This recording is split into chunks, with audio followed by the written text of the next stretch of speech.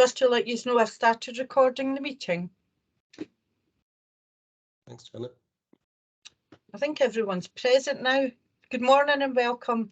As this is the first meeting of the board, the first item of business today will be to appoint a chair. Can I please ask for nominations for a chair?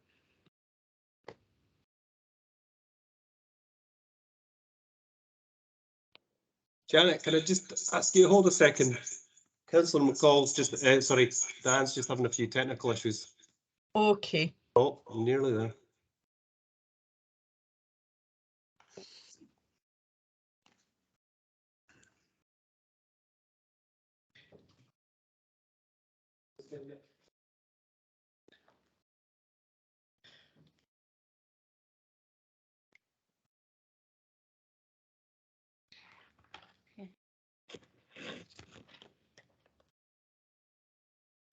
Thanks for your patience, Janet. No problem. Can I ask for nominations for a chair, please? Yes, Diane? Could I nominate Stuart Mackenzie, please? Can I have a seconder? Councillor Curran here. I'm happy to second that nomination. Okay. Councillor Mackenzie is now chair of the committee. I'll pass it over to yourself. Thank you very much, Janet. Appreciate that.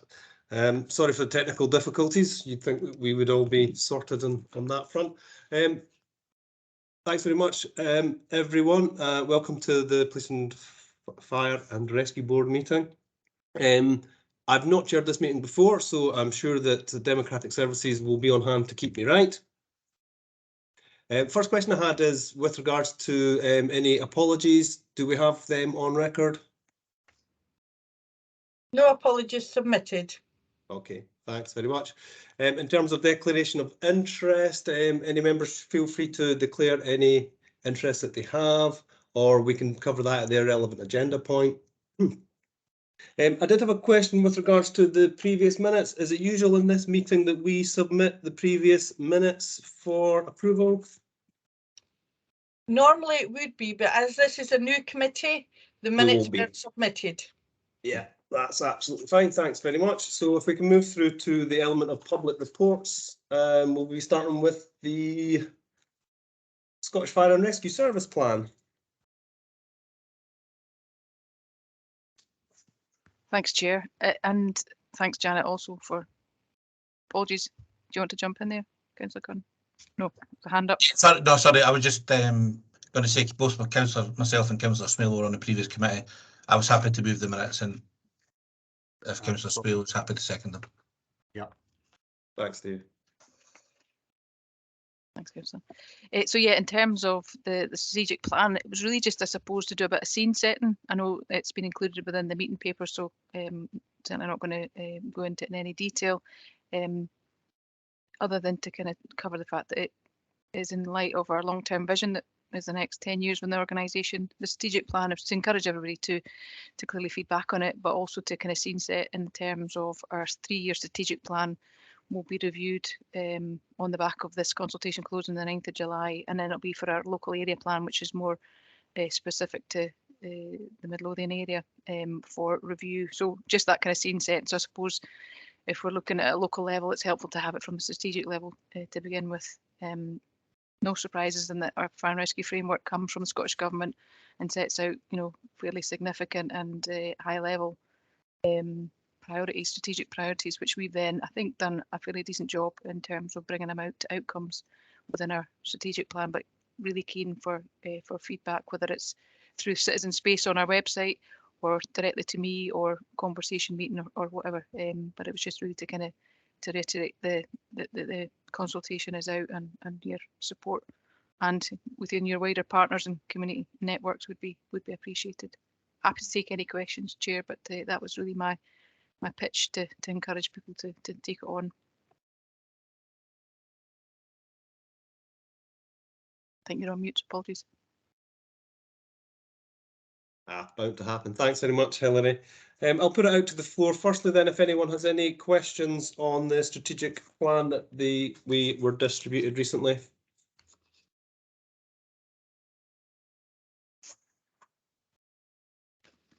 Thanks, Chair. Just a comment, just to say that it sets the outcomes for where we want to be in 3 years' time. I think that'll be a good marker. So when we come back in 3 years' time to review the next plan, we can see what we've achieved and, of what we could do better and what good outcomes we have achieved. So yeah, I quite like that element of it.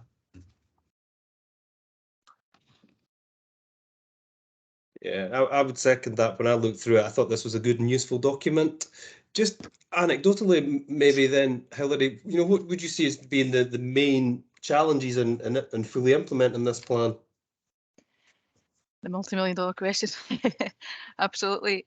Like every public sector, I dare say, it's empowering people to be that bit more innovative and trying to make decisions more locally and develop things more locally, a national service locally developed, if you like. And I think that's the challenge for me. Certainly a challenge at the moment is the pension remedy, which I know is hitting a number of public sector organisations. So a lot of skill and experience that's potentially retiring earlier. So it's that kind of balance between trying to recover from COVID whilst developing and innovating within the operating environment. And certainly with the report itself talks about the challenges we face in terms of recovering from COVID, upskilling our workforce. We'll need to be more flexible about how we do that, how we do recruitment, how we maintain skills, whilst we're also modernising. So I suppose it's the interdependencies and that kind of competing priorities will be the challenge, and working as an organisation collaboratively internally, but collaboratively externally as well. And I know that certainly from the Midlothian area, looking at the Dalkeith Station fire service specific, we're looking at options that's got issues with the rack panel, and so we're looking at options that potentially working with the council and our police partners for multi-agency scene premises to kind of work through some of the challenges. So I suppose in short, the interdependencies and competing priorities and, dare I say it, capacity and funding within the current climate for everyone. Yeah.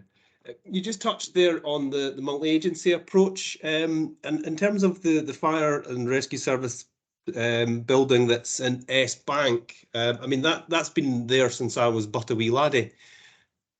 Is that building tired now? Is it at the end of its useful life? So it's obviously dated as well, but it has the additional issue of these rack panels, which is effectively like the roofs when it gets wet, it's like a big, for want of a better term, big Weetabix, so it gets soggy. So it's not fit for purpose, and that's one of the things that's previously been identified. And so we need to look at alternative solutions. So whether that's build on site, decant elsewhere, build on site, or build elsewhere, go jointly. And clearly, with some of the priorities within our strategic plan and that of the government, fire and rescue framework is about that collaborative work and opportunities out there. Service delivery model programme, which is a team within the organisations looking at our station footprint, is looking at the risks that we face, the demand for our services, and certainly from a Dalkeith perspective, the current location, and nearby is actually, for meeting our demands and meeting the risk, is pretty well placed. But there's clearly scope for movement, to work elsewhere. Yeah. I mean, that actually was about to be my next question, was with regards to positioning. I think you just covered that off by saying that fire station is well positioned. It's certainly very central. Yeah, and clearly, communities are expanding. I think what's the key thing is when you're looking at how we respond, the types of vehicles that we've got. So if it's nearer or on a main arterial route, that can, assist greatly as well. It's at the moment it's on Abbey Road, so it's a domestic populated area. So there is potential if it's more nearer a main arterial route. But clearly that is something that we would look at in terms of an options appraisal. So the property team and asset management will look at an options appraisal in terms of what we could do to co-locate, in terms of the demand and the risk within the community, how we can make sure that we're fitting or fulfilling that. Mm-hmm. And what sort of timescale are you working to on that one, Hilary? So we're very much led by the capital that's available.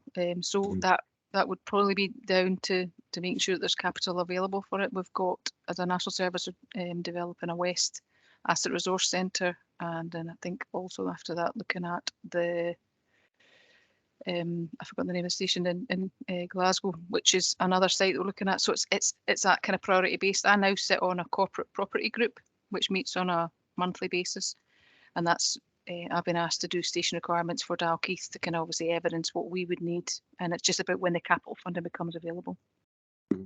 Okay, thanks. And Derek, Oliver, I can just bring you in from a council perspective. The co-location, is that something that you're comfortable with?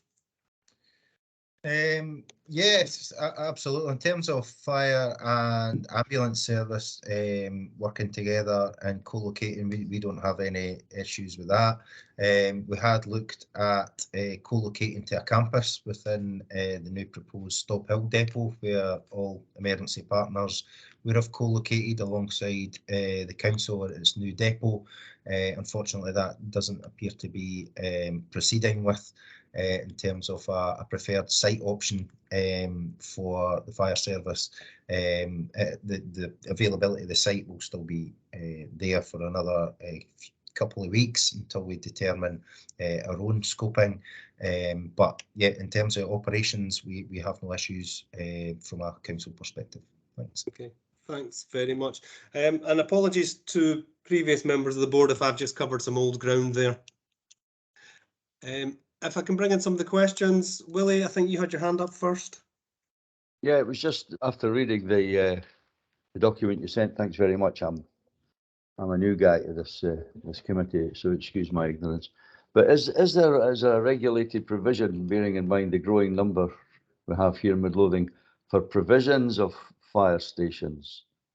I know police can react centrally, and I think the police are fairly well located throughout the county, but fire stations, is there a need for another fire station in the county, bearing in mind the increase in the housing and infrastructure here in Midlothian?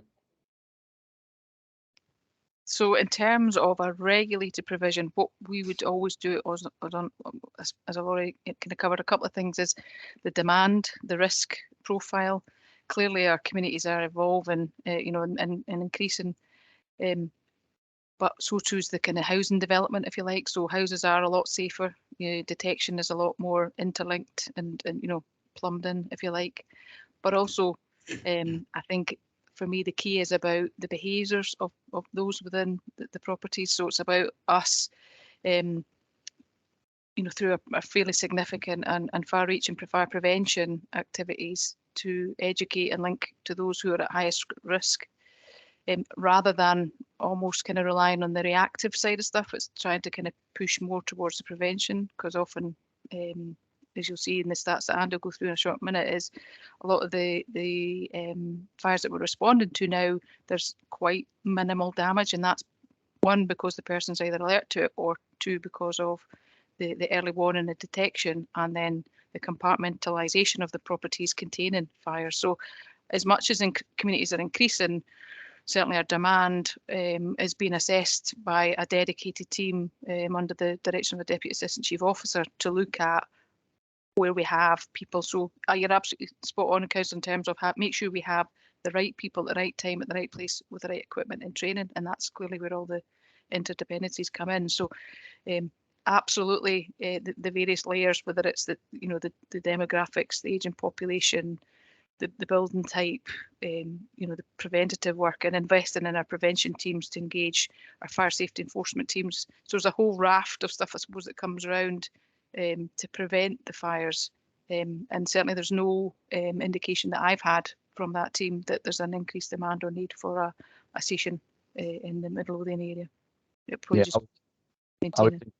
I was thinking more of the response time, especially when you see what we've got to deal with Sheriff Hall roundabout and getting over to the new Shopfair developments, or vice versa. I mean, it just must be a nightmare for some of you guys getting through some of this traffic that us mortals have got to deal with, never mind the services, you know.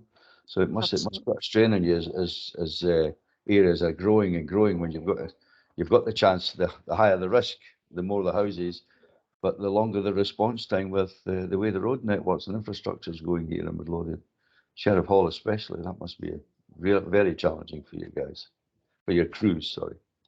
Yeah, and it is challenging, and it's something that we have to absolutely train hard for. And even, you know, I was at an accident on the M8 just the other week there, and you know, you're sometimes going through a mile or 2 miles of traffic just because of the significant accident that's happened, and lanes are blocked, and that's something that we are trained to do.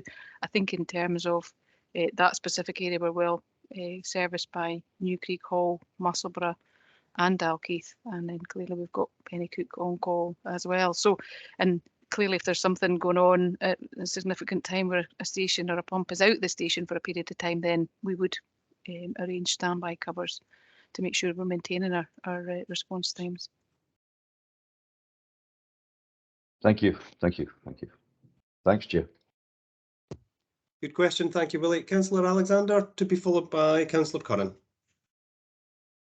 Yes, my question is more or less just the same as Willie's. It's about how do you respond to an east-west accident or fire or whatever, because our Midlothian is kind of split between the two, and it's hard to get from the east to the west. And the response times, and now that you've got Shawfair, etc., coming on, I just wondered how you managed to respond to that, and do we have enough fire vehicles, etc., and people to spread amongst it? I know you've kind of answered that already, but yeah, just wondered. Thanks, Councillor. Yeah, and I take on board your counsel and concern, I suppose, in terms of that risk. Appliances clearly are big pieces of machine to manoeuvre and get around and ensure that we have our make our response times. I'm not aware of anything. I can certainly do a bit of digging in terms of data services to see if there is anything in terms of specific to response times, but our predetermined attendances will, within our control, which is based in Edinburgh, pick up the nearest appliance. So if Liberton is out in our area responding and back up to us, if they're returning to their station and they're the nearest pump. So it's kind of that dynamic mobilising. So albeit station based, clearly they're out and about either doing preventative work or engaging with the community or returning from jobs or you know, going training. So there's that constant continual dynamic mobilising that's undertaken. So possibly will alleviate some of that risk, and clearly local knowledge, depending on different times of the day, we know we can proceed quicker through some of the back roads to avoid the kind of dual carriageway and the bypass, the Sheriff Hall snarl up of traffic. But certainly happy to have a look and see if there is anything at all in terms of the response times. Super, thank you. And Councillor Curran. Thanks, Chair. Hilary, I suppose I'm jumping ahead of myself, but just in terms of any option appraisal, thinking about relocating from Dalkeith or rebuilding in Dalkeith, I'm just looking for assurance that would come back to the board. And also thinking about the relationship between fire and areas of deprivation. Would there be, I'm assuming, I know there'd be a quality impact assessment as well as part of that. Absolutely, yeah, and that's again whether you know, the community and key stakeholders would be that engagement to involve you within that and give you sight on that. Absolutely. Thank you. Excellent, great question, Stevie.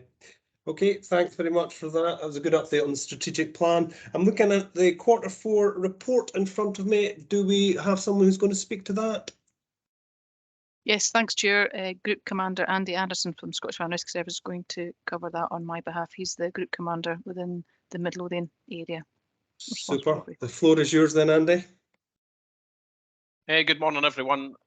As introduced, Group Commander Andy Anderson. A few new faces for both me and you, and nice to see everyone on the call today. So yeah, Group Commander with responsibility for service delivery in East Lothian and Midlothian, of course. For those of you that are, I suppose, fairly new to this, I'll go through the report, which is in page 17 to 34 of the meeting papers. I'll go over it by exception, and I'll cover some of the highlights as I see them, and then, if that's okay, Chair, I'll take any questions at the end. So, as I say, starting on page 17 of the meeting papers is the start of the report, and this covers Q4 of 2021-22 in the period 1st of January to 31st of March. The first thing, and unusually, I just need to caveat the data in the report with a small piece of information. So our systems and data team, who collate all the incident recording system data, can give us the facts and figures that collate and put into this report. There have been some technical issues towards the end of March, and there's a period of probably around the last 2 weeks in March that aren't captured in the report. So there's a slight glitch there. And again, whenever that data is corrected, I'll update the board with that up-to-date information on the report. However, the information we do have in the report, I'll be able to talk to, and we can talk over performance and take any questions at the end. If you flick to page 20 of your meeting papers, there's a performance summary, and at the top of that page there's a performance table which covers our 6 key performance indicators. And I'll just again state them quite importantly, because I'm going to go through each of them with some of the exception highlights from them. So all accidental dwelling fires, all fire casualties, fatal and non-fatal, including precautionary checkups, all deliberate fires excluding dwelling fires, special service road traffic collisions, special service casualties, all, and false alarms, unwanted fire alarm signals as the last key performance indicator. So again, just to draw your attention, as I'm reading the report and looking at our own performance, I'll pass my comments and thoughts as I read the report, positively or negatively, and then I'll give you some actions on what we're doing to either correct that or move forward. So as I look at that performance chart at the top of the performance summary, it's pleasing to note when I compare it to 5 years ago, where we're at now, pre and post pandemic, albeit still emerging from the pandemic in terms of how we're operating. So all accidental dwelling fires is lower than we were 5 years ago, and that's pleasing to see. All fire casualties, it's pleasing to note that that's down a third from what it was 5 years ago. And there's still work to do there, albeit the numbers are small. There's still work to do there, and we're absolutely certain that we'll be able to work with those numbers and improve them further. All deliberate fires, again, is a challenging area of our work, and in terms of Midlothian and reducing that figure, and really pleasing to see that number's almost halved over a 5-year period. Special service road traffic collisions in particular, again, we'll talk about those numbers later and how we get to those. It doesn't reflect the whole number of road traffic collisions in Midlothian because we don't attend all of them with our colleagues in police and ambulance. Our special service casualties, again, pleasing to note that that drops because that bucks the trend against the number of special service incidents that we attend. And unwanted fire alarm signal call-outs is the one that totally bucks the trend, and we'll tell you a wee bit more about what we're doing about that in the report and in the appendix.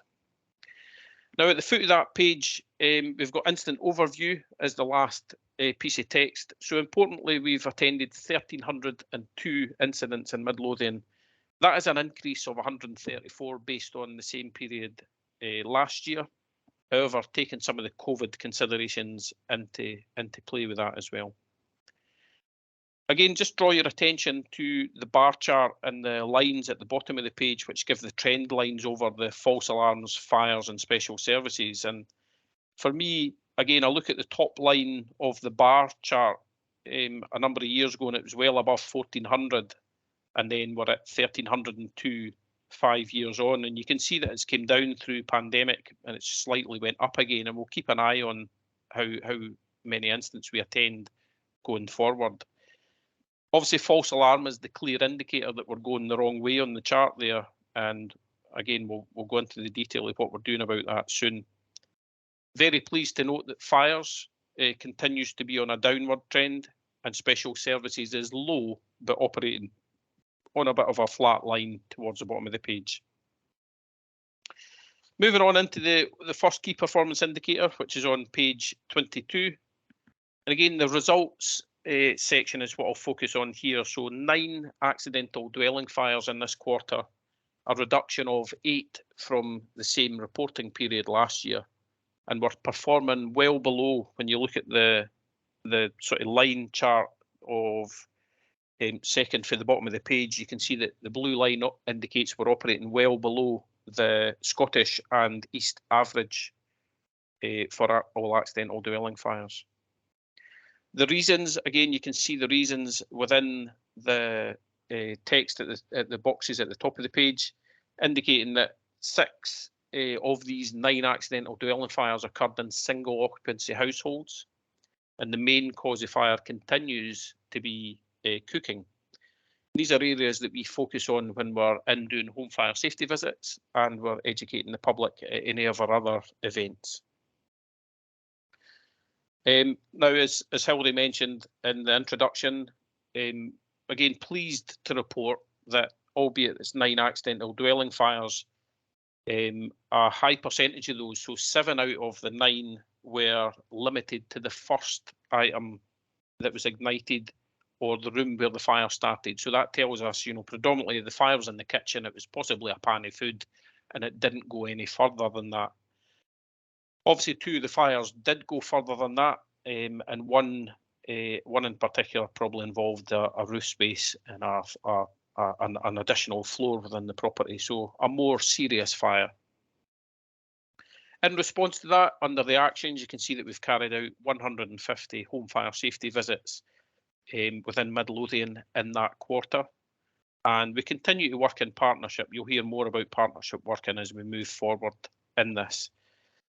I suppose as we continue to emerge from COVID, we continue to get back to our business as usual activities, engaging with the public, working with partners and improving the safety of people in their own homes. So we expect those figures to improve further.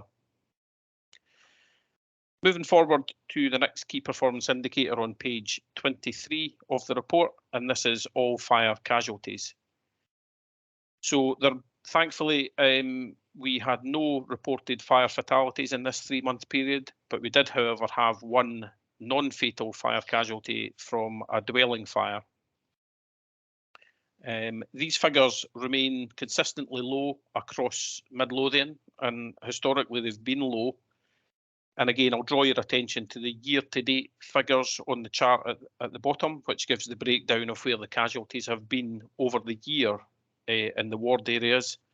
But in particular, it's that headline figure of Midlothian 2017-18 was 15 casualties, and we've, just through all the successful partnership working and engagement with the public and our home fire safety visit programme and our fire detection programmes, we've reduced that figure to 5. So again, these things don't just happen by accident. I think it's recognition of the good work we've done ourselves and in partnership with police, social services and the council to reduce those figures. Just popping back up to the actions section on this page. So again, just confirming the 150 home fire safety visits, but again, just highlighting some of the figures that are also contained in the Appendix 1 of the report. So we refer out of service. So if we're in attendance at a property, whether it's an incident or a part of our prevention work, if we see something that we think needs some additional support from a council or social services part, we can refer to that agency, and vice versa. The things that we've done in partnership set up that referral part coming back into the service if people believe the fire service should have some involvement to keep somebody safer in their own home. So you'll see the figures in there. We've received 26 home fire safety visit referrals from partner agencies, and we've provided 6 referrals out for support to partner agencies, again getting people the help they need if we see that through our referral process. Taking you over to the next key performance indicator on page 24, which is all deliberate fires. Again, the headline for me on this, you can see the detail under results is 38 deliberate fires in this reporting period. It is a slight increase compared to the same reporting period last year. Part of that to be expected a wee bit from COVID recovery, with people being out and about more and kids more active in the community. Again, continuing to work in partnership through some of our youth engagement programmes, which have started developing again, and we're getting better access into schools to speak to our communities. Again, doing loads of work with the police in the community and school visits to make a difference in that respect with a link to antisocial behaviour in these respects. Taking you down to the year-to-date figures, again, I've put some highlighter pen through 5 of the 6 ward areas. So just, again, noticing the dramatic drop in figures from 2017-18 to 2021-22. Pennycook, 46 down to 12. Dalkeith, 101 down to 44 this year. Midlothian West, 55 to 28. Midlothian East, 100 to 64, and Midlothian South, 84 to 39. These are all really good figures for me personally to read. And again, it demonstrates, I think, the good work that our community action team and colleagues in police have been doing to visit schools and make a difference, educating youngsters on the negative effects of deliberate fire setting. Again, the detail is broken down a wee bit further in terms of the reasons for those calls, and I'll let you read them at your leisure. Moving on to the next key performance indicator for special service road traffic collisions. That's on page 25 of your papers. And again, just caveating this section with the number of, or excuse me, the figure of 9 road traffic collisions does not reflect the total number of road traffic collisions in Midlothian. This is simply the ones that we've attended with our partners.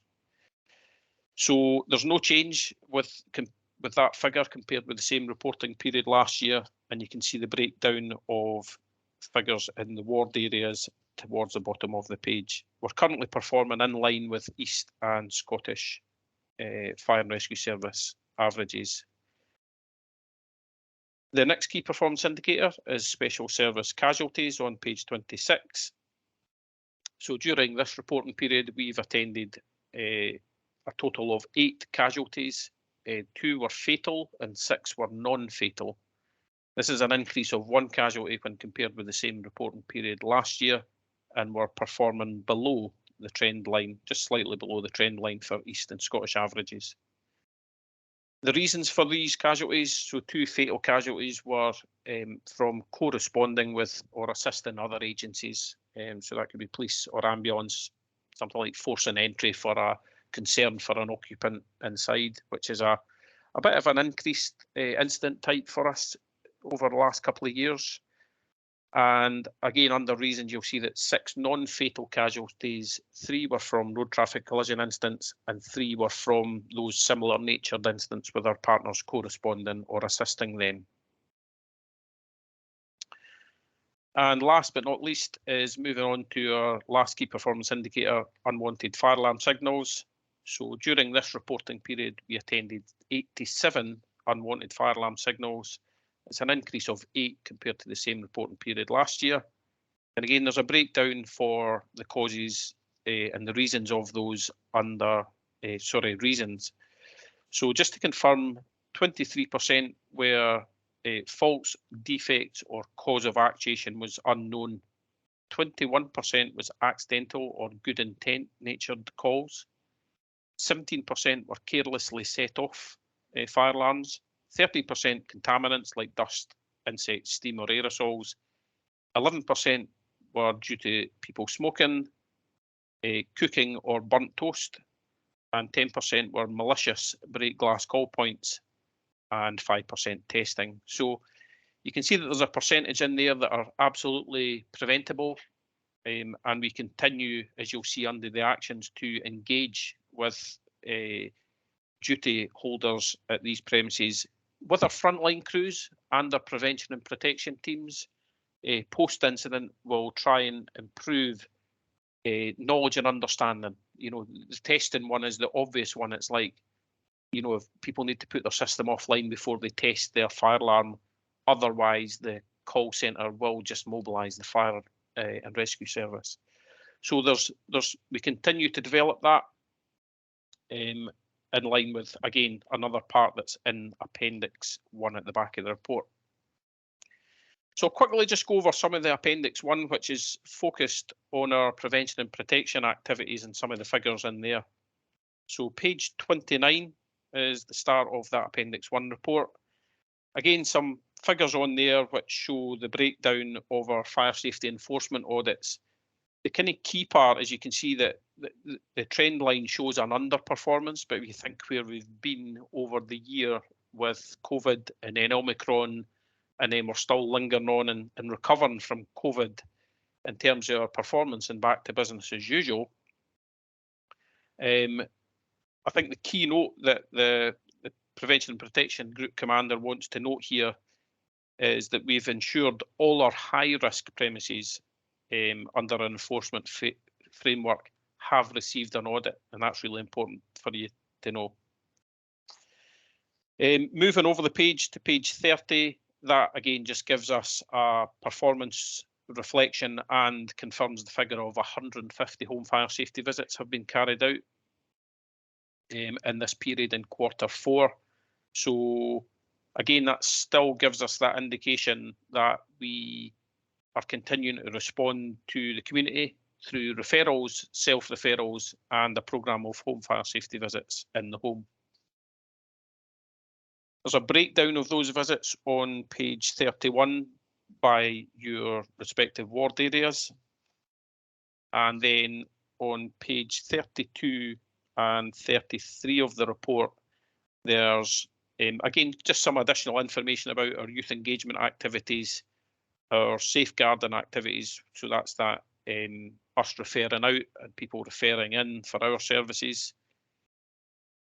Some thematic activities that we've been doing in the area. So you remember last year there was a lot of, around about this time and a wee bit further on, there was a lot of people using water courses around Scotland and suffering tragic death. We've already started engaging with our police partners up at Gladhouse Reservoir and a few other different places to start to engage with the public and get in there early for, you know, everybody's got a paddle board and are taking part on water activities as the weather gets warmer. So we're already out and about and engaging with partners to keep the public safe in all these different other activities that are causing harm in the community. Road and water safety, as it's saying there, continue to be thematic activities that we'll do and engage with the public. And again, at the bottom of page 32 is just a wee bit of a paragraph of detail which just confirms that we're continuing to work. So you remember we did a sort of engagement study last year on, a consultation on unwanted fire alarm signals. That's now progressing to our communications and engagement plan, and that will continue to inform duty holders on their responsibilities and try and eliminate all those unwanted fire alarm signals like testing, faults, getting their alarms maintained, and just beefing up that understanding of their responsibility. That should see the calls hopefully drop back the way, but there'll also be a change in the way that we respond to those incidents. We're definitely taking a bit more of a firmer stance on that. And that's going to be with an anticipated implementation date of April 2023. So again, we're building up to that with that communication and engagement piece with the duty holders and the public.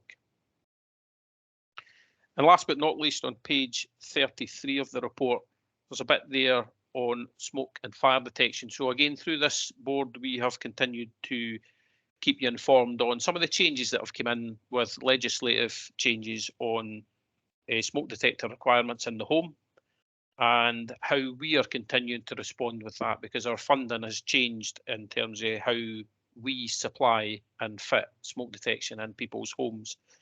So we've still got a sufficient stock at this point. At the moment, if we go to someone's property after a fire or during one of our home fire safety visits, we continue to get obviously questioned on detection and what the requirements are.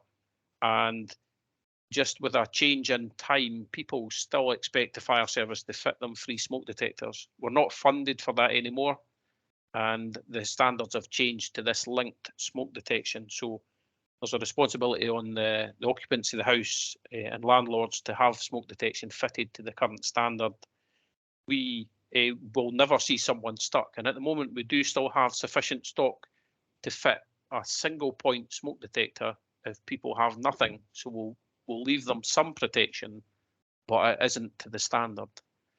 So that just finishes off that part there, and I'm sure that might prompt some questions in that area. I'm happy to take that. Chair, that concludes the presentation of the report, and happy to take any questions. Thanks. That's super, Andy. Thanks very much for that report. Councillor Curran. Thanks, Chair, and thanks, Andy. Just going back to the home fire safety visits and the referrals from partner agencies. I think it was 26. Is that for the 3-month reporting period? And do you know how many of them come from the council, Midlothian Council? Thanks, Councillor Curran, for your question. The 26 is from the quarter, and unfortunately, I don't have the detail which tells me how many came from the council. I can obviously get back to you on that, because obviously we've, yeah. Yeah, that's fine. I suppose my next question is for Derek. Really, just a comment, I suppose, for Derek Oliver is, we've got over 7,000 council homes, and at least once a year I would think that we have either a subcontractor or social worker or a member of council staff engaging with the tenant, whether it's a boiler check, and I just think that we're missing opportunities in terms of possible referrals. I know this has been an ongoing issue for some time now, but I just think we could get a wee bit better at that. Okay, in what regards, Councillor Curran, about getting? So home fire safety visits, so if trying to identify vulnerable tenants, so like single elderly occupants, who may be a tenant, we've got a contractor or member of council staff going in to service a boiler, and if they see anything that they think's vulnerable or out of place, or that creates a fire risk, then I would think that could prompt a referral to the fire service. Just thinking along those lines, Derek. Yeah, I do know that when the officers are out doing their annual gas check, for example, that the issues associated with, albeit it be gas associated fires, all those matters are considered along with the checks on the fire alarm systems. But yeah, I'm more than happy to reach out to Andrew and his crew to see if there's anything further that we can do based on that. Thank you. Thanks. Yeah, I suppose it was more just a sort of general observation rather than a specific issue, what they're attending for. I know that's a big ask because everybody's really pressed for time and resources, but maybe just worth bearing in mind. Thanks. Hilary, did you want to come in on this? Thanks, Stuart. Yeah, I suppose a couple of points from me. In taking up the role just in December there, I've met with each of the chief executives of the areas that I'm responsible for, and one of the asks when Group Commander David Gerrit, who's responsible for the prevention and protection area, was around, is there a better way that we could work on referrals? And certainly Davey's been invited to the kind of strategic board level, if you like, to kind of have that conversation with the backdrop of the detection standards changing, but also with our change in response to automatic fire alarms going forward. So it's a kind of twofold thing. And one of the other things was around what they could do in terms of information sharing for potential referrals of what we would term high risk potentially. So I think that work is in chain. I think it will maybe just take a bit of time, and sometimes it can get bogged down with have to work through the kind of information sharing governance processes rather than someone turning up. So I think it's a really good point, and I think it's something that we absolutely could get better at and need to work on. So happy to engage through my teams to do that from this end as well. Thanks, Hilary. Thank you. Councillor McEwen. Thanks, Chair. Yeah, I read the report and I was very concerned to read about the paragraph which says we continue to receive a high number of inquiries regarding householder responsibilities for implementing the new fire detection system. I mean, I take it you can't take members of your crews off for firefighting and rescue services. So do you have a contingency, i.e., do you bring in subcontractors to fit those and you supply them the devices, bearing in mind you have the devices? And I know from experience in another field that devices are very difficult to get hold of to fit. So is there a contingency where you can tie in with a subcontractor to fit and you guys can supply? Is that something we're doing? I'll come in there first, and thanks for your question, Councillor McEwen. There's a couple of things in there. It's the way the legislation came in. It's an individual householder responsibility, and I suppose that was the big shift from even the public, the way that the last, I suppose, almost decade has operated with Fire and Rescue Service, assuming that responsibility to make people safer, and the government funding that gave us detection. We were out educating and engaging with the public anyway through a home fire safety visit programme nationally. So it made sense that we would simply get a sticky pad and put it on the bottom of a smoke detector, and our sort of credibility through knowing how fire starts and giving people that education to make them safer in the home, the top up and backup plan was to give them detection. That massive shift that's kicked in over the last year and the legislative change that came in is really, I think the reason that the Prevention and Protection Group commanders put that in there is it highlights that we still continue to get a large number of inquiries, and it's the worried well, in fact, that in my own experience, that have this general desire to comply with legislation, and they want to know which detectors to buy and where to place them, and you know, the complexities around, they need a heat detector in the kitchen, and what else do I need? And so we are continuing to sort of field those questions and answer them. The difficulty is that we have a supply of detection that's very limited funding, but we have a supply of these special Bluetooth linked detectors, but we're only obliged to fit them to very high risk occupants, and we do that through a scoring matrix when we go out and speak to people and visit them. So things like people that elderly, mobility issues, smoke, you know, cook late at night, all these other things that make up their risk profile. So and you know, they might have had a previous fire and things like that. So that's all the things that feed into that. So yeah, we've got a limited stock. We'll continue to advise the public. As I say, the backup to it at the moment is we still have a stock of single point smoke detectors, and thankfully we're in the position where we'll never leave someone that we attend without smoke detection in the property. I think that's the other bonus there. In terms of, very quickly, I'll just answer the other wee bit while it was on my mind that Councillor Curran asked about the referrals. Councillor Curran, really good question, and you know, I'll personally, I've taken a note. I'll engage with our community action team through Derek Oliver and some of his colleagues. It's something that we always want to improve is the referral process. One, how do we get people to refer, and two, how do we educate some of your teams and staff in the council to recognise what poses a fire risk or threat? And it's like almost like the sort of obvious one is, you know, if the cooker's really dirty and we're getting loads of fires and grill pans and things, but you know, if there's evidence of smoking in the house and there's loads of burnt marks where they sit in the sofa, down on the carpet next to where the ashtray is and stuff, these are all things that, you know, they're warning signs, and we can engage and educate your staff through a couple of workshops, then the referral process will improve. So hopefully that answers a couple of questions there for yourself, Councillor Curran and McEwen. Thanks. Thank you very much. Thank you. That's fine. Thank you. Thanks, Andy. Steve, you've got your hand up again? Yeah, just very quickly to come back. Thanks for that, Andy. And you know, it's the referrals. It's not just about the interlinked fire alarms in the legislation. It's just as important that we identify those issues like the you know cigarette burns on sofas and cooker risks, etc.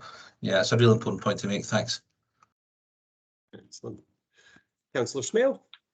Andrew, you kindly mentioned Gladhouse, which is in my inbox quite a lot at the moment.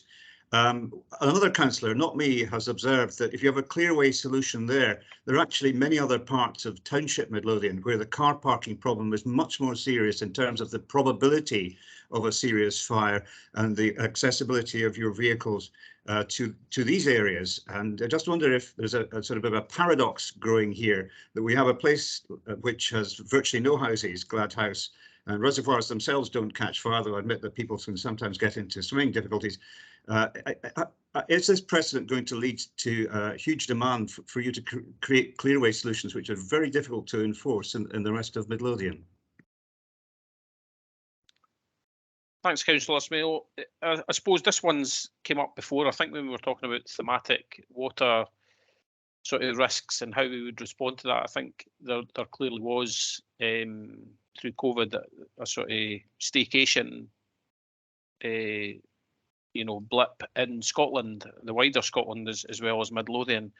I think it's a question that kind of crosses over into our colleagues in Police Scotland as well, and I know that through some of our partnership working that we've done up there, the parking issues have been considered and looked at locally. I'm not sure if the police want to come in on some of that there. Obviously, it's not an issue that the fire service can directly have influence on, but if we experienced any careless parking issues which hampered our response to a house fire in any street or something like Gladhouse Reservoir as a water rescue risk, then we would, of course, engage with our police colleagues for support to look at how we improve the parking and access to that area. So I think it's a bit of a joint working, and perhaps I'm not aware of any direct information coming to me which informs me I've got a parking issue to look at with the police. But I'll certainly take your points on board, Councillor Smale. If you've got any more direct information that you can pass outside the meeting, I'd be happy to take that up with police colleagues and look at that. Thanks.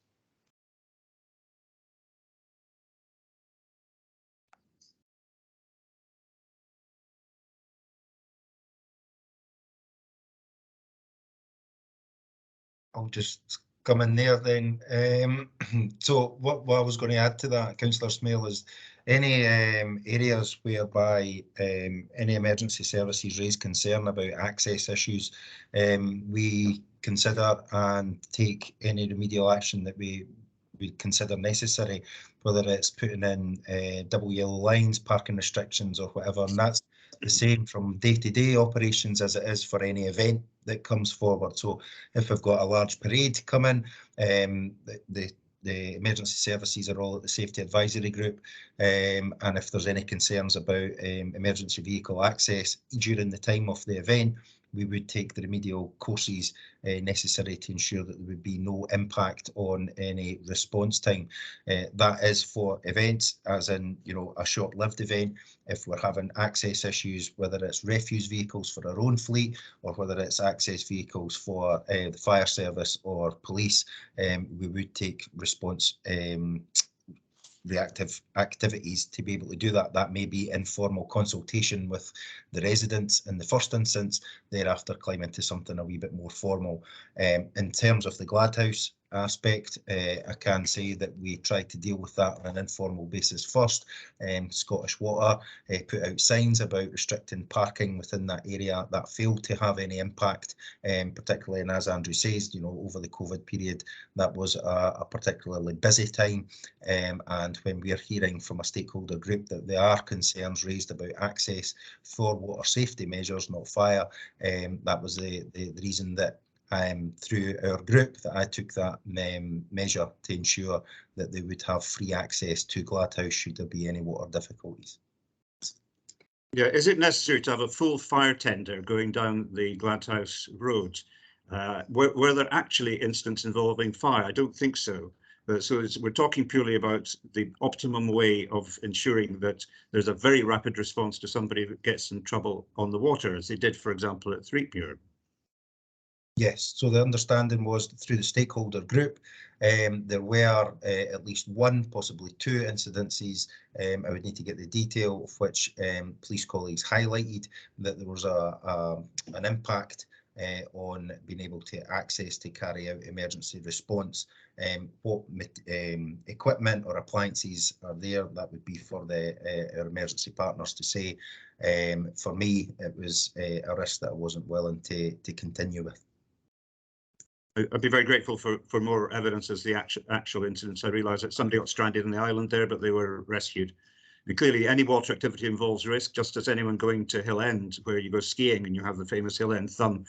All these things that are very healthy for us and part of general policy in Midlothian to encourage will have these downsides. And I just wonder if we've overreacted. Can I put that on the blackboard for now?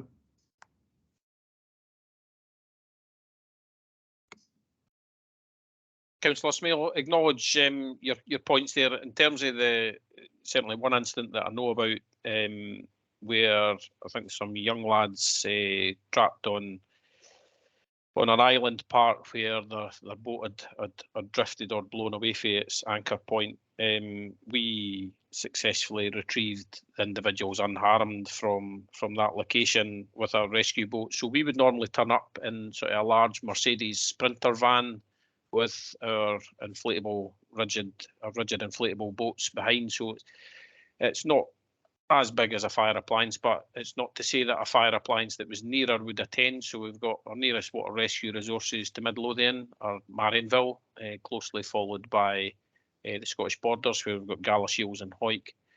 So yeah, we've got a lot of water courses across Mid, East Lothian and Scottish Borders, and certainly I wasn't made aware of any access or vehicle issues on that occasion. Or would have certainly picked up on that, but whether that was passed immediately between the crews on scene to police and then back to Derek Oliver, again, just offer my thanks for Derek Oliver and his team's support in that for improving those measures, and we'll continue to monitor that. Okay, thanks for that. And with the ending of COVID, it may be that this problem will slightly cure itself, and with the creation of a car park, I just sense we may have overreacted in this particular year.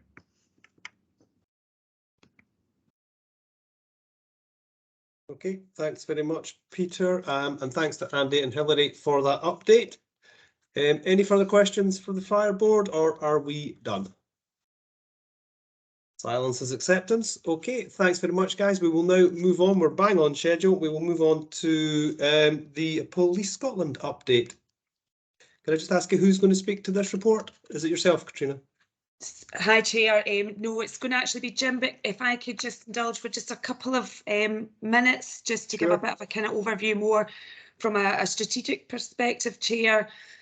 First of all, those of you who haven't met before, Katrina Payton, Divisional Commander for this area for Lothian and Scottish Borders, of which obviously Mid is a key part and a key community. Just a couple of things, I suppose, from my perspective, as we touch on Q4, and Jim will take you through that report, very similar to what Hilary spoke about from the fire service perspective. Police Scotland's just released its annual police plan for 22-23, and again, I would just encourage you, if you've not already had a look at that, to have a look at the plan, which sets out our priorities, both strategically and policing priorities. And the outcomes that you would expect to see if we're doing what we need to be doing in an effective way. In terms of our overall policing priorities, then they remain for this next year as an organisation around protecting vulnerable people, tackling crime in a digital age, working with communities and supporting operational policing. What that looks like for us locally is that you'll be aware that we also have our 3-year local policing plan. And I guess it's just shining a bit of light around our current 3-year plan finishes at the end of this year. So this year we will be starting a period of engagement as we prepare to formulate our policing plan for this area for 2023 to 26. So I guess it's just planting a wee seed that work will be ongoing as we move forward. I think a couple of things, again, Hilary and I pretty much started at the same time. I started as Divisional Commander in December, and I had said at that time my focus would be around resources, relationships and resilience. And I think it would be important for me to highlight that, again, similar to what Hilary mentioned, that policing over this last year, and obviously you're going to get the kind of Q4 figures, has faced, as everyone has, quite significant challenges in terms of the implications of COVID. We also had COP26, as you know, a significant policing operation. And for us, in terms of what does that mean specifically in terms of resourcing, that meant that we were always going to have to play a bit of catch up in terms of a recruitment programme, where a lot of training had to be paused in order to police the event. But then we had the implications, as we've mentioned, in relation to the virus. But on top of that, we also are experiencing some of the challenges around the pension changes. And I guess I just want to reiterate that as we move into this year, yes, our resourcing will be a challenge. I would say that's probably one of our biggest challenges, but what I would also say is that's where a national service really does come into its own, because we're able to flex resource to the areas of greatest need. And what I can say with absolute certainty and assurance is the resourcing picture within Midlothian and the support that we get from nationalist services is second to none. I recently did an article just around visibility, because I recognise that trust and confidence in police relies heavily on visibility, but I think it's trying to recognise that even though we don't necessarily see police officers in the way that we would, you know, expect in terms of being maybe in the streets, yellow jackets or whatever, when we look at the challenges that we face as a society around the virtual space, as an example, policing is still very much present. And for us as a collective community in Midlothian, the access that we've got to specialist and support resources means that we can flex resource. So I give all of that just by way of kind of introduction to the end of year figures for Q4, but also just planting some seeds as we move into this next year and all that it brings. So happy to take any questions now, but happy to hand over to Jim and take any questions, Chair, at the end or whatever suits.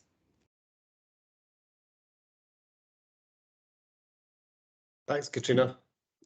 Move straight on to Jim then, if you're going to speak to the report. Thank you, Chair, and thank you, Chief Superintendent. Firstly, I would just like to introduce myself to the group. I've recently taken over on a temporary basis from Superintendent Aaron Quingscales as Midlothian Local Area Commander. Superintendent Quingscales has taken on a temporary role as Operational Superintendent for the Lothian and Scottish Borders Division.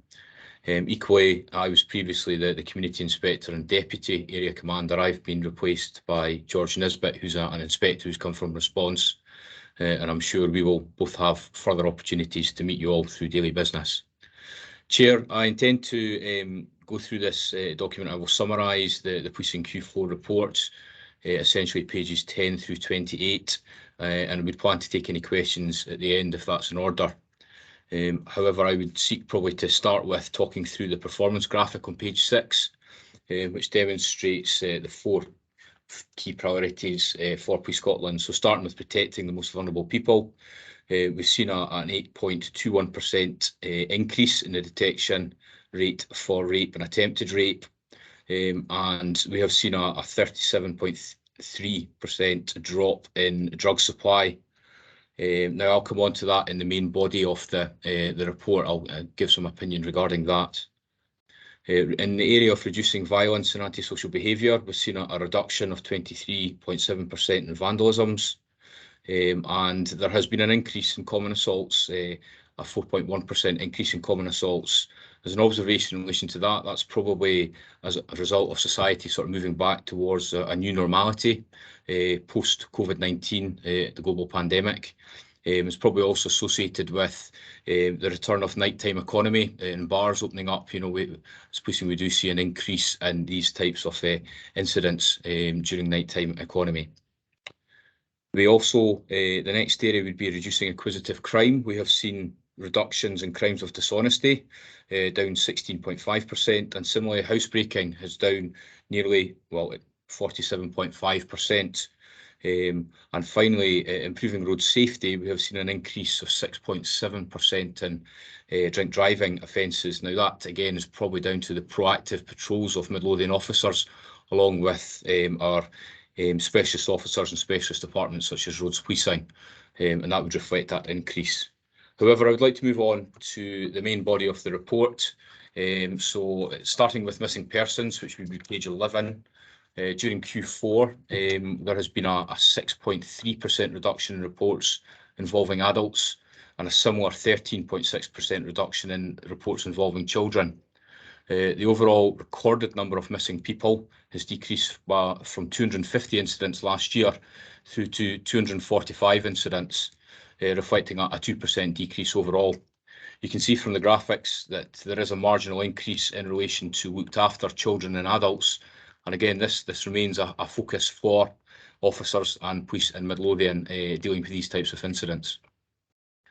Moving on to the domestic abuse section on page 12, a total number or the total number of domestic abuse crimes and offences recorded is now 9.78% higher than the 5-year average.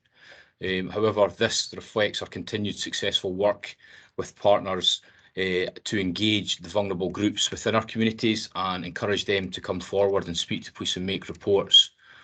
So that will account for the increase on the 5-year average.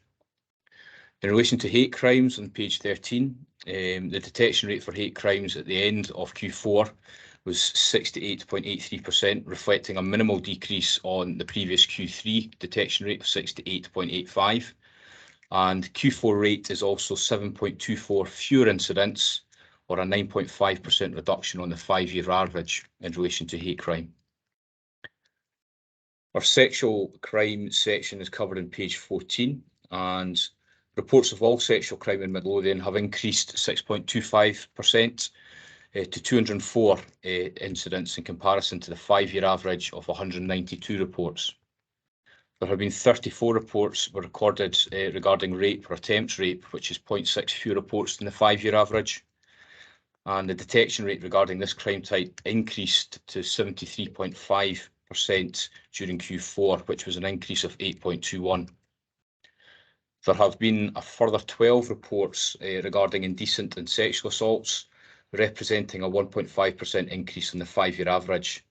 Again, the detection rate regarding this crime type does, however, continue to increase, and that currently sits at 39.2%. In relation to the drug supply and production and cultivation section covered in page 15, our detection rate relating to the production and manufacture or cultivation of drugs has increased during Q4 to 88.8%. This is a further 2 incidents. However, reports regarding the supply of drugs remain down compared to a 5-year average, with 44 crimes being recorded in Q4 compared to the 5-year average of 70. Possession of drugs crime types recorded. This figure was also increased to 61 recorded crimes reported in Q3 and is 118 recorded crimes less than the 5-year average.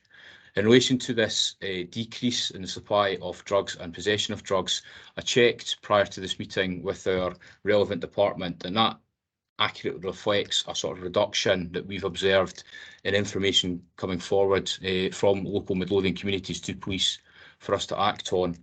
And I would state, as ever, we would encourage anyone with information regarding sort of supply of drugs or possession of drugs to contact police, and we would look to act on that information, and they could contact officers or report it independently and anonymously through Crime Stoppers, and that will still feed through to police. In relation to crimes of violence, on page 16, reports of serious assault have increased by 25% on the 5-year average, and solvency currently sits at 88.4%. Across the wider Lothian and Borders division, the detection rate is actually slightly lower at 76.7%, and our robbery number of robberies has increased by 25% against the 5-year average, with our solvency sitting at 63.6%. This rate's marginally below the wider Lothian and Borders division, a detection rate of 65.9. In relation to common assaults within Midlothian, this has increased to 850 incidents, and this figure is 4.1% below the 5-year average. Detection rates during Q4 remain static on the Q3 detection rate, which was 58%, and these figures include domestic assaults, which remain high and which I've previously explained is probably higher due to positive engagement with vulnerable groups in Midlothian. In relation to our reduction in antisocial behaviour covered on page 17, a total of 4,974 antisocial behaviour incidents have been reported in Midlothian. This is a 19.5% reduction on the 5-year average. Midlothian continue to record a decrease in the number of threatening and abusive behaviour type incidents, where we've had 667 of these types of incidents recorded in Q4, which was compared to the 5-year average of 742. Similarly, the detection rate for threatening and abusive behaviour remains quite high at 78.2%. And there is currently a 23.7% reduction in vandalism type offences that have been recorded in Q4. Compared to the 5-year average, during Q4 there was a 19.2% reduction in fire-raising type offences, which is a positive decrease. Covering the section around dishonesty or crimes of dishonesty on page 18, there have been 1,746 overall Group 3 crimes, and this includes housebreaking crimes. There have been 269 fewer crimes, or a 16.5% reduction compared to the 5-year average. And their thefts of vehicles have decreased by 11.2 crimes compared to the 5-year average. There has been a total of 403 common theft incidents were recorded during Q4, which is a 14% reduction, or a 66.2 fewer incidents compared against the 5-year average. And similar reductions were also observed in theft shoplifting incidents. In relation to our housebreaking section of our report on page 19, there have been 194 fewer reports of all housebreaking, including dwelling houses, non-dwelling houses and other premises. That's compared to the 5-year average, which maintains a positive trend in relation to this matter. This represents a 47.5% reduction compared against the 5-year average, and the detection rates for Midlothian during Q4 increased to 30.9%, which was compared to 27.9%, which was previously reported in Q3. During Q4, there's been a total of 66 housebreaking reports made to police. This figure is 37 below the 5-year average, and the detection rate currently sits at 36.3%. And during Q4, in relation to, there has been 88 housebreaking non-dwelling houses were recorded within Midlothian. This figure is 88 below the 5-year average, with a detection rate of 23.8%. This in itself reflects a 10% increase in the detection rate compared to Q3, which was previously reported. I would say, as an observation looking ahead, we potentially anticipate an increase in both housebreaking and dishonesty type incidents. That's against a backdrop of the cost of living crisis. And we're taking appropriate steps to try and limit and mitigate any potential increases through proactive patrols to combat these types of crimes, particularly in hours of darkness, back shifts, night shifts, with our MCAT officers being deployed throughout the area to try and address these crime types.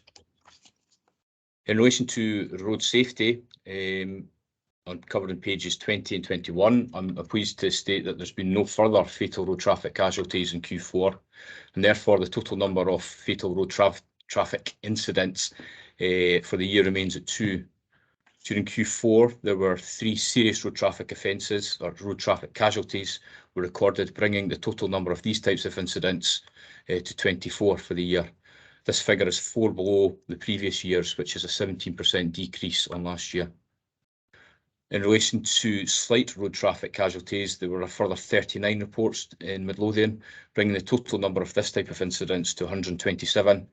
Again, this figure is 49 below the Q4 the previous year, reflecting a 20.5% decrease.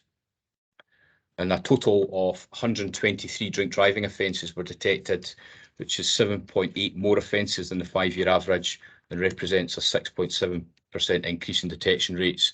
And as previously stated, that's probably down to more proactive patrols by officers in Midlothian and our specialist partners. In relation to tackling serious and organised crime, covered in page 22, we continue our efforts to disrupt organised crime based in Midlothian by targeting drug supply offences, gathering all information and intelligence, as I've covered, and generating enforcement opportunities wherever possible. In relation to sort of counter-terrorism as well, in February 21, the national terror threat level reduced from severe, meaning an attack was highly likely, to substantial, meaning an attack is likely. And that's now over a year we're sat at that level, which can only be viewed as positive. In Midlothian, we continue to work closely with partner agencies, targeting county line nominals who are responsible for using Midlothian as a base for the distribution of drugs throughout our communities. It's a focus that we have. And likewise, the governance structure is reviewed around engagement with all our local authorities regarding multi-agency and multidiscipline approach to tackling organised crime through our 4Ds strategy, looking to divert, deter, disrupt and detect organised crime. The Midlothian Council are now actively involved in this group after COVID restrictions prevented such proactivity. In addition to the report, I would also like to take this opportunity to sort of highlight 3 trends that are of particular interest in Q4. I have referenced as during the fire raising section, antisocial behaviour section, that there was a reduction in sort of fire raising type offences. However, recently we've observed that there has been an increase in this type of incident. Now, this is explained by two unrelated patterns. The first being a spate of vandalisms to vehicles, a method that some people are using to vandalise other people's vehicles by setting them on fire. I have spoken to our criminal investigation department and can confirm that there are inquiries ongoing regarding this matter. The second unrelated pattern is a spate of youths setting fires, particularly in the Bonnyrigg and Roswell areas, through really good proactive and stepping forward, MCAT officers. They've managed to identify a number of youths who have now been reported for a series of fires. And we continue to work with our criminal justice and Scottish Fire Rescue Service partners to ensure these youths are supported and diverted away from similar behaviour going forward. I would also like to echo what Andy's highlighted to the board already. We actually have a meeting later this afternoon with SFRS partners to sort of discuss our enhanced activity to engage with young persons and divert them away from this type of behaviour. And similarly, we're looking also to discuss our sort of messaging and inputs that we can deliver on water safety, with one eye on the summer holidays coming up quite quickly, and hopefully good hot weather as well, which everyone will want to enjoy. The second area I would like to take the opportunity, or a trend I would like to highlight to the board, is the crime of sextortion. I'm aware this is covered in this sort of input previously. However, sextortion is the crime that involves the threat of sharing sexual information or images or clips to extort money from people, whether the images actually exist or not. And these crimes are often perpetrated by persons overseas and are extremely challenging to detect and progress. I raise this issue because recently we've observed an increase in the number of parents of younger persons reporting incidents to police.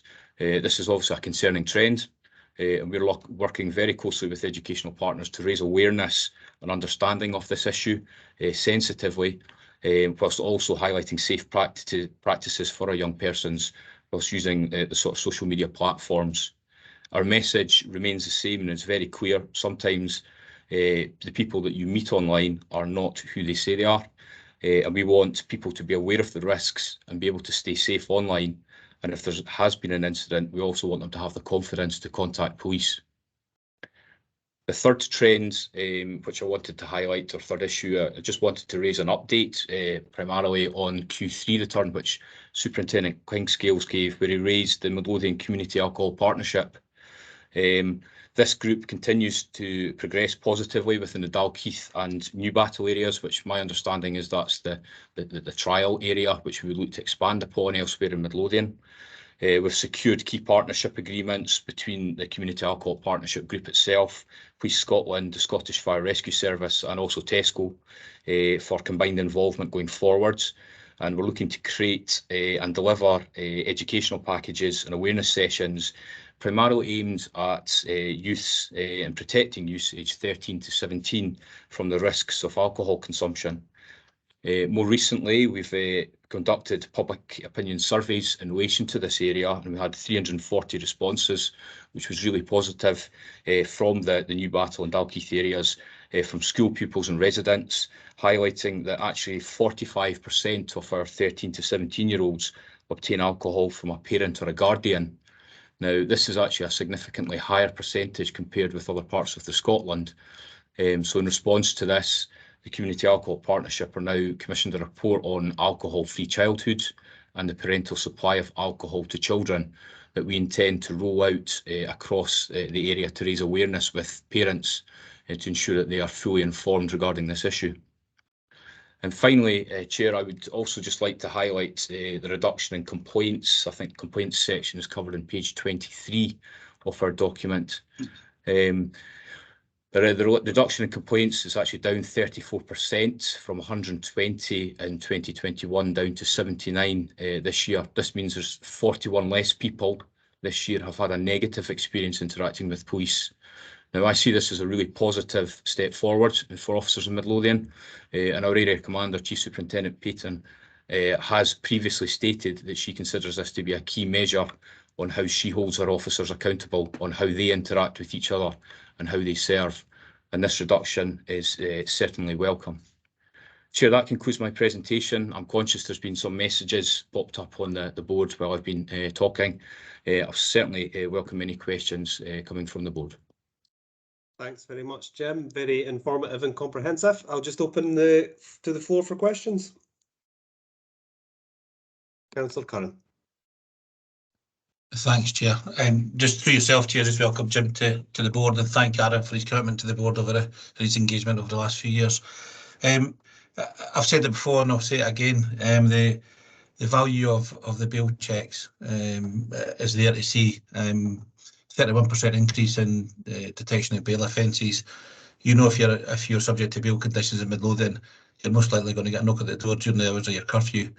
And that also provides a level of assurance to the victims in those cases as well. So thanks for that work, Jim. Thank you, Councillor Curran. Certainly our MCATs, that's our primary focus, is picking up those bail checks every shift to make sure that they are completed every day.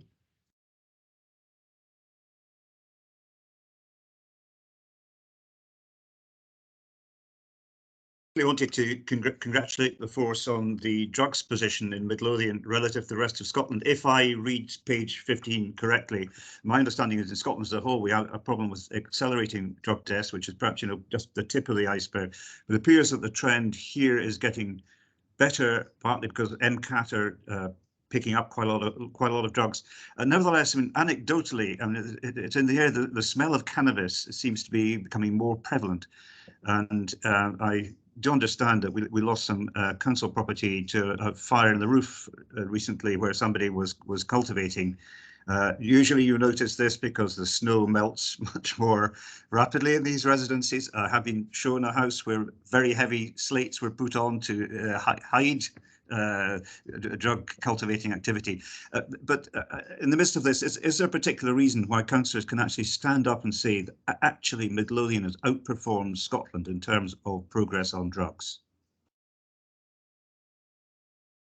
Councillor Smell, thank you for raising that. I think it's actually a number of strands. As you point out, our Midlothian Community Action Team are very successful and very proactive, targeting the supply and production of drugs in sort of Midlothian. As well as that, we work very hard with partners, particularly NHS Lothian. We capture any non-fatal overdoses, any site types of incidents that we deploy. We will record that, and that's highlighted on a daily basis, and we'll engage with NHS Lothian to highlight these incidents, just to double check, make sure they're aware of these vulnerable people, to make sure they're getting the appropriate support to try and prevent similar instances. And then likewise, we also we sit on MELDAP as well, so we're able to raise any sort of current trends and raise awareness across Eastern Midlothian. So it's probably, rather than just one specific strand, it's probably a multitude of sort of approaches we take that has certainly been successful in Midlothian. I can see the Chief Superintendent's got her hand up. Yeah, I'm also just trying to check there's been no relaxation on the cannabis front that's causing these numbers to fall. It is a genuine reduction in drug activity in Midlothian that we see. Yes.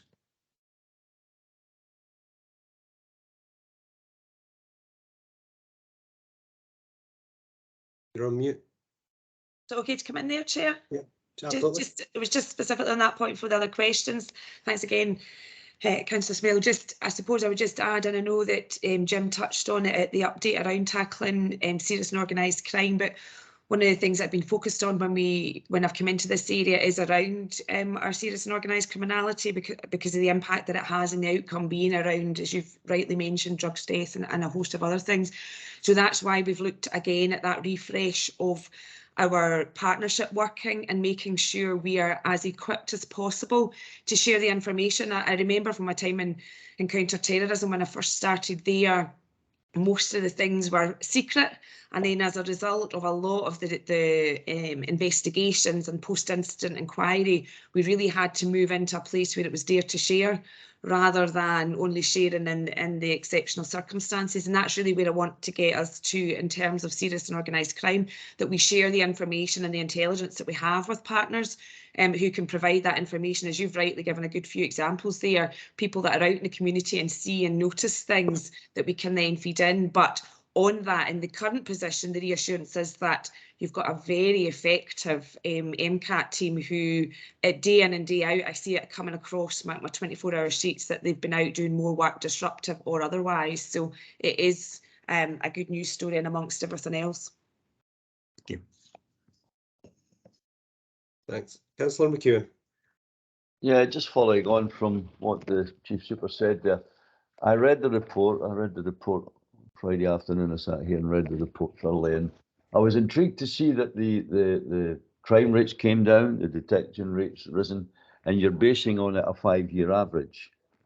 Adding 2 and 2 together, I would have thought that here in Midlothian, the CAT teams are doing their job, exactly what they were meant to do, both in visibility and helping to reduce crime and to detect convictions. So I'm very, very pleased to see that. But I was intrigued to tie the correlation between the 5-year detection rate and the 5-year report on what we do here in Midlothian with CAT team. So I hope that there is a connection and it is proving to be of great benefit to Midlothian. And thanks for all your hard work. I appreciate what you're doing. Good results. Thank you, Councillor McEwen. Certainly our MCAT team, their focus is protecting the vulnerable people within our communities, looking to reduce the violence and antisocial behaviour, particularly nighttime economy. They do deploy regarding that. They look to reduce acquisitive crime, like I've mentioned, targeting housebreaking, and likewise road safety. A key part of the MCAT's duties also road safety, particularly around our schools, ever increasing number of schools and population in Midlothian, so it's enhancing sort of safety around there. I think the point about the 5-year average, it was my understanding just with COVID and going through the last 2 years with COVID, it's easier to compare against the 5-year average, and that's why our analysis unit used that reference. Hopefully that answers your question. Does indeed. Thank you very much. Thank you for all your work. Thanks very much, Willie. Councillor Alexander. Hi, yes. I was wondering about drugs and online drugs. I am aware that as I take sort of walks around Rosewell, particularly behind Rosewell through the woods, etc., I find lots of packages of diazepam. They're empty blisters, obviously. I'm also aware that you can buy diazepam online, which is really worrying. I get a prescription every now and again for diazepam because it hurts for my back. And I'm aware that there's someone that I know with similar back problems. They don't get a prescription, they just go online and get them. So I'm worried about the online drug problem, and do we have it in Midlothian? And me seeing the empty drug packages as I go around.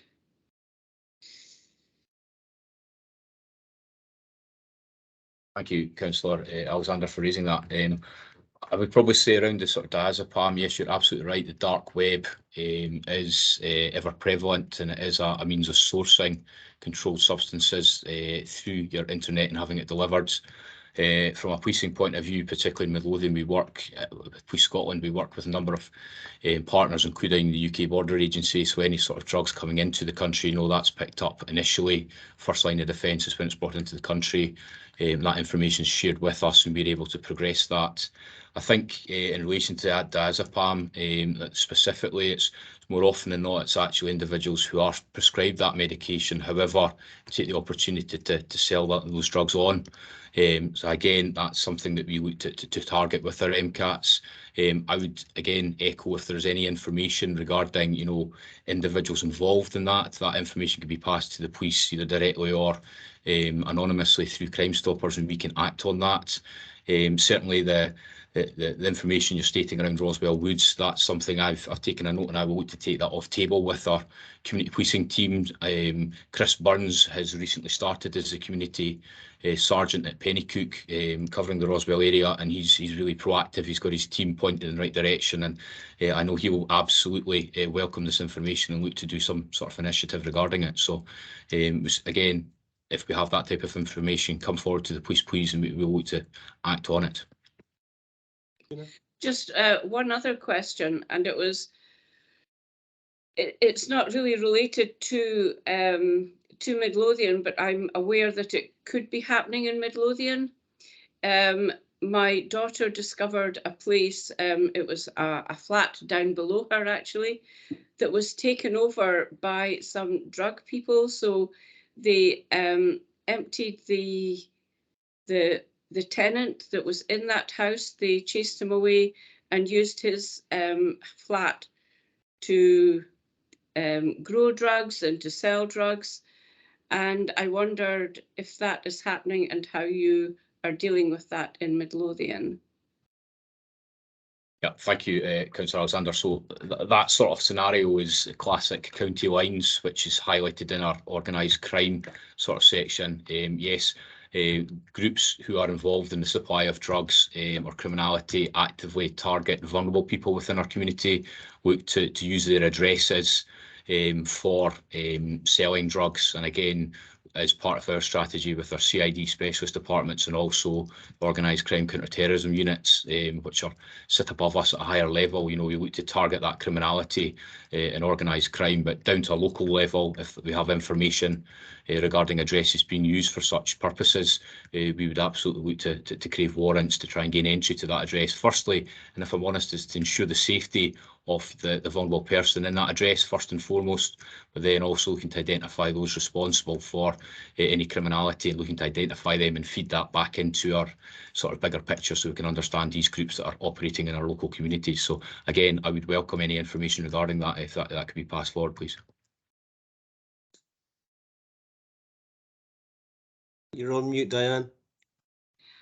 How do you deal with people who actually take forward information? In my daughter's case, this was up in Dundee, it was, she was offered no protection. She didn't actually know what she was dealing with at the time. She was dealing with a noise issue, but it turned out to be this drugs issue. She had to leave, she had to buy another house elsewhere because she was terrified of repercussions. So what can you do to ensure the safety of people here who would go through the same sort of thing? Jim, can I just come in there and I'll just cover those couple of points and I'll cover that one, Councillor Alexander, which is helpful. Just kind of going back to your first point just around the blister packs and just reiterating what Jim mentioned around, we absolutely would look at any kind of individual case, but I suppose again, just by way of reassurance through some of the work we've done, as he mentioned, around near fatal overdoses and our constant attention to investigating every sudden death. If we have any information or intelligence from those investigations that would suggest somebody has accessed drugs by means of the dark web or elsewhere, we would capture that as intelligence, and we would start to quite quickly see an emerging trend, of which we don't at the moment. But that's not to say that we wouldn't necessarily see that in the future, but it's definitely not a trend, albeit, as Jim's rightly said, we'll look at the individual cases. Again, just linked to your second point, as Jim's mentioned, county lines is prevalent across the country. Cuckooing is specifically what you're talking about there, where the groups take over people's houses and use that as a base to supply their drugs. But linked to that in terms of your kind of third point around how do we look after, the biggest challenge around drugs beyond the immediate risks an individual who's taken them is the community impact, and it's the impact for individuals. And everything that we do as an organisation is about protecting vulnerable people, and it's based on threat and risk. So our information and intelligence in terms of what we're actually dealing with and the threat to the individual would be thoroughly considered as part of any safety planning around any disruption or intervention. We do recognise, however, that some people will still feel unsafe and or concerned, but that's not always reflective of the reality of the risk that there is to that, particular individual or that community. And as I say, one of our jobs is to make sure that we have all of that information and really understand the risk. Hence the reason we haven't had any, thankfully, scenarios where someone has been targeted as a result of either providing information or supporting us in that regard. So hopefully that adds a bit of reassurance. And as I say, just to clarify some of the additional points, Councillor.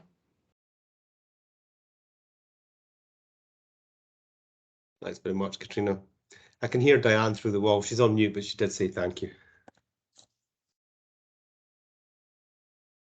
Excellent. Can I ask a few questions myself? First was just with regards to the reporting. The tables from page 29, I noticed that some of the items are marked with an asterisk, but for the life of me, I couldn't discover what that asterisk represents. Now, it's probably my ignorance. I've probably missed it. Does anyone know off the top of their head? Apologies, Chair. It's probably a typo, but I can take an action and clarify that and come back to you. It's maybe just been chopped off or something, I was thinking, Jim. I'll take an action and clarify that for you. That's super, thanks. With regards to the MCAT team, I'd had some feedback from someone who works in the third sector. You guys had been up doing some work in Mayfield. I think you'd been meeting local shopkeepers and then meeting some of the residents and stuff. So the feedback was that it went down a bomb. Now, I think that's a good thing, but I'm too old to understand street language anymore, I'm afraid. But the feedback was certainly positive, and that's, from my point of view, is really what I think that the MCAT team should be used for, is getting out and having that high visibility where people live. So thanks very much for that, guys. Thank you very much. Sorry. No, honestly, it really does make a difference. I think there's persistent problems in and around Bogwood Court with littering and antisocial behaviour, and I think that just in the last few weeks, anecdotally, it's lessened off a wee bit, and I think that's because people know that there is a police presence, if not immediately there, but very close by. So I think people are getting used to seeing it.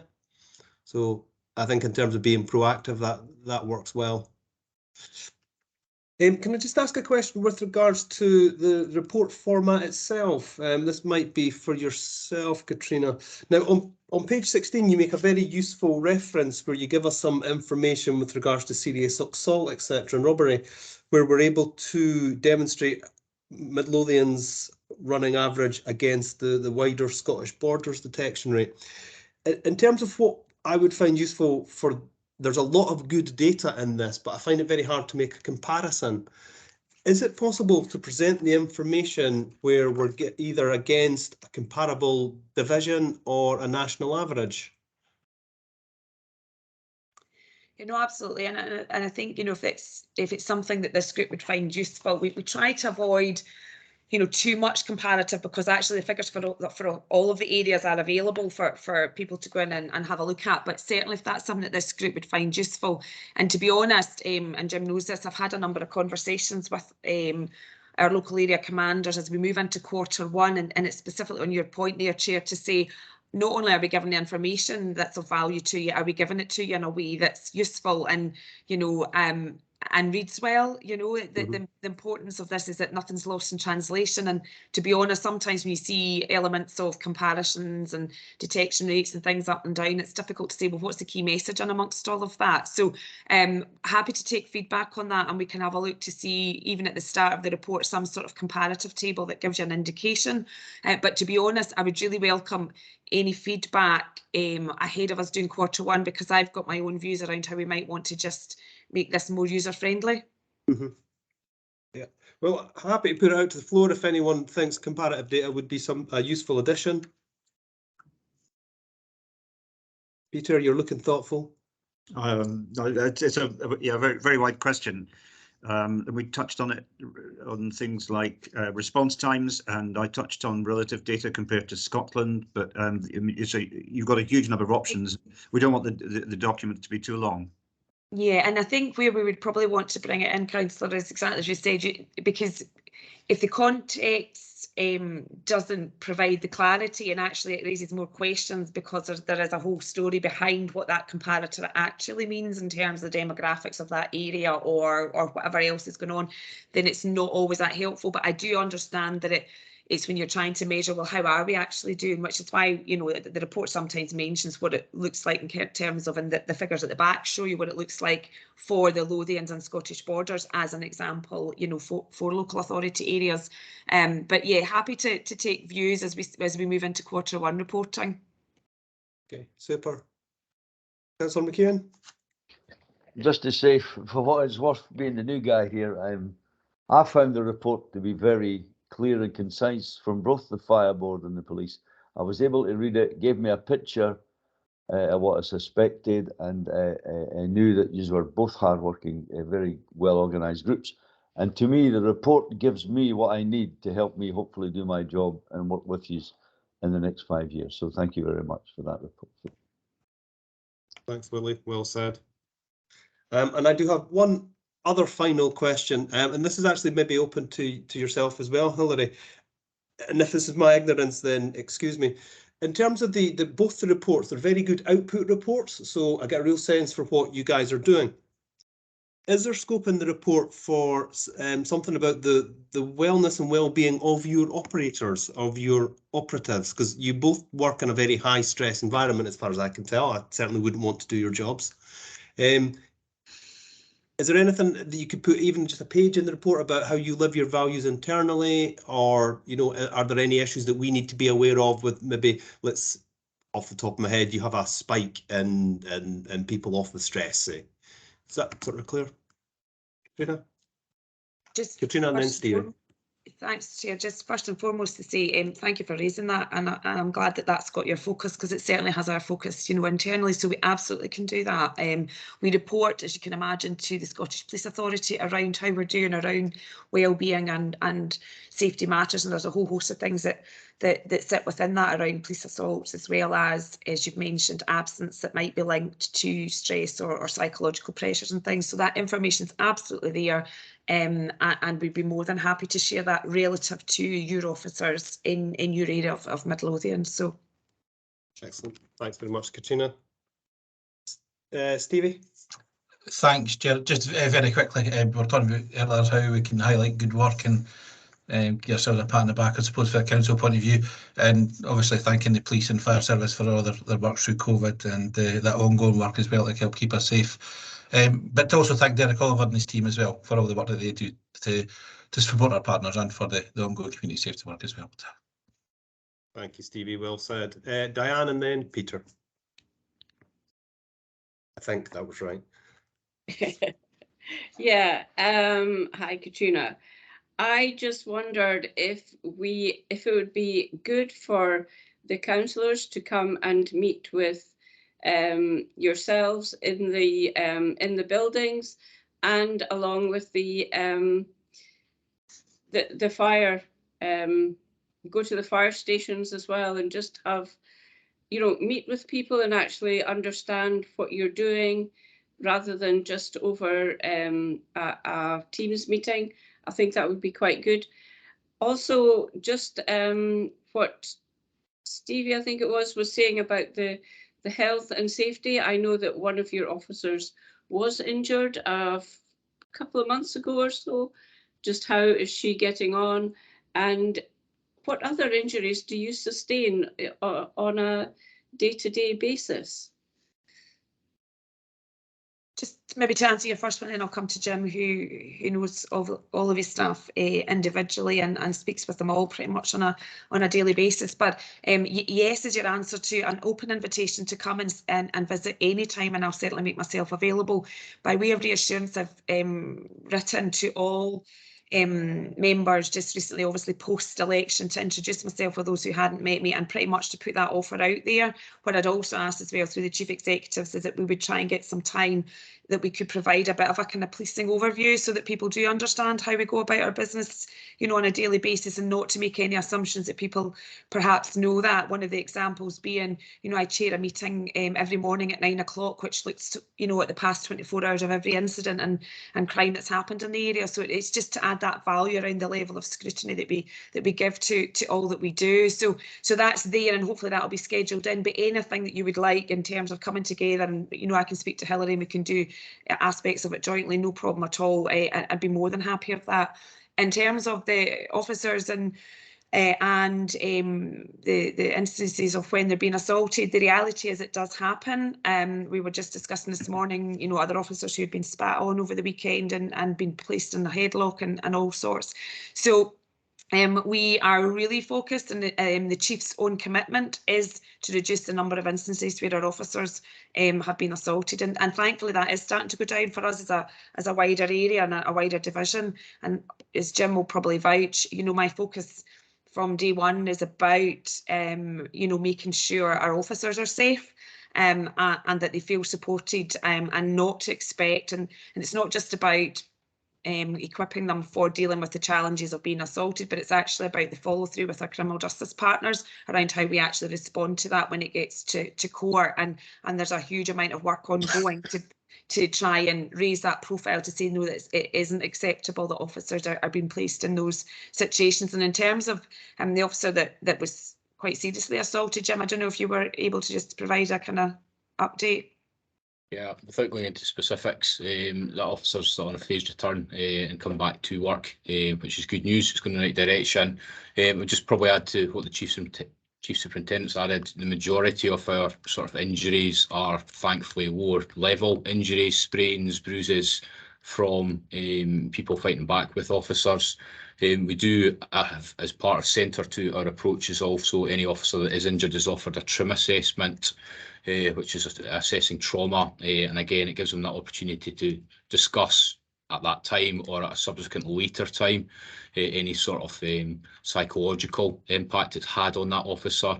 And again, we do, as the Chief Superintendent's pointed out, certainly in the J Division we are very much focused on our officers, and they're all directed towards the Employee Assistance Programme as well, which provides access for the officers and their families to a number of sort of specialist resources, including mental health, but also other medical sort of recuperation services. So to answer the question, thankfully it's more often not as lower level injuries where the officers will go to hospital, get assessed and be released and come back to work, and hopefully that position remains, and if anything gets reduced.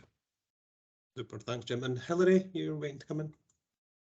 Yeah, thanks, Chair. Just I suppose really in terms of your point and Councillor Alexander's point as well, more than happy to engage in terms of